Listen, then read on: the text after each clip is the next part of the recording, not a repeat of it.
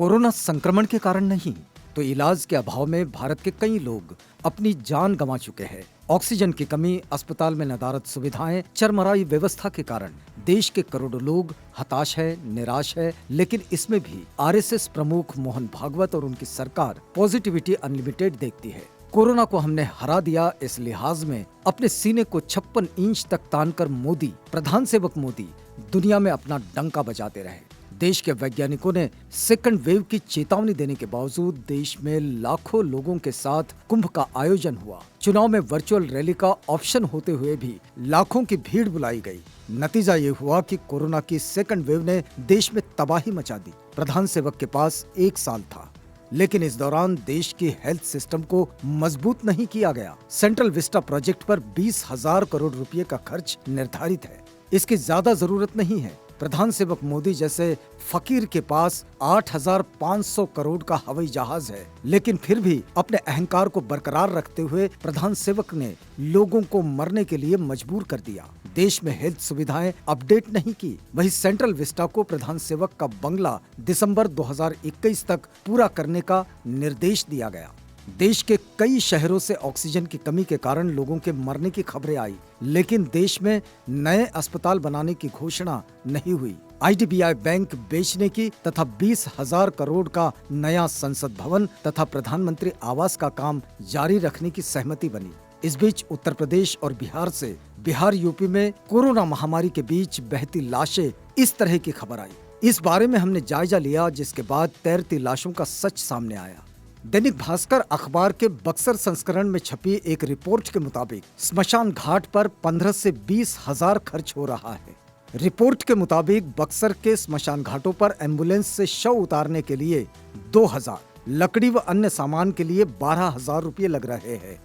वहीं स्थानिक लोगों का कहना है कि ब्राह्मण पंडित पुजारियों ने आपदा में अवसर ढूंढ लिए हैं। इन पंडों ने दाह संस्कार के रेट्स काफी हाई कर दिए हैं। पंडित पुजारियों की दक्षिणा के साथ साथ लगभग 30 से 40,000 का खर्चा एक लाश के दाह संस्कार के लिए आता है।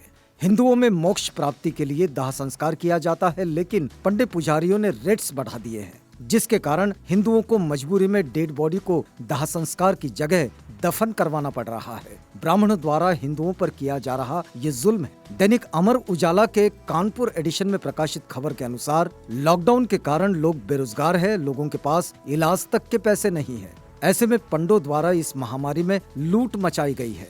30 से 40,000 देने में लोग सक्षम नहीं होते, जिसके कारण परिजन सीधे घाट आते हैं और गंगा नदी के किनारे शवों को दफना कर चले जाते हैं। गरीब और असहाय लोगों का इस तरह से नाजायज फायदा उठाकर पैसे ऐंठने की पंडित पुजारियों के इन करतूतों के कारण लोग शवों को दफनाने के लिए मजबूर है। हिंदू धर्म में कर्मकांड के अनुसार जन्म से मृत्यु तक 16 संस्कार बताए गए हैं। इनमें आखिरी यानी 16वां संस्कार मृत्यु के बाद होने वाले संस्कार, जिनमें व्यक्ति की अंतिम विदाई दाह संस्कार के रीति रिवाज शामिल है।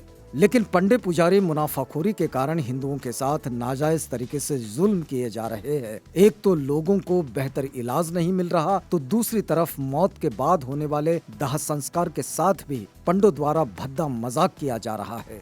यूपी बिहार इन दोनों ही राज्यों में शिक्षा, स्वास्थ्य व्यवस्था के साथ साथ पूरे सरकारी तंत्र के निजीकरण के चलते सरकारी नियंत्रण लगभग खत्म हो गया है। यही वजह है कि अस्पतालों, स्कूल से लेकर स्मशान गृह तक सब में लूट होती दिख रही है। वहीं पंडित पुजारियों द्वारा हिंदुओं के साथ जुल्म की इंतहा हो रही है। हिंदू खतरे में है, यही कारण है डेड बॉडीज बहती जा रही है। मोदी, योगी तथा नीतीश कुमार के असंवेदनशील रवैये तथा पंडित पुजारियों के लूट की गवाही है। असीम अब्बासी की एक कविता है, वो लिखते हैं कि जिस कत्ल का कहीं कोई गवाह नहीं, वो कत्ल शहरों में इन दिनों गुनाह नहीं।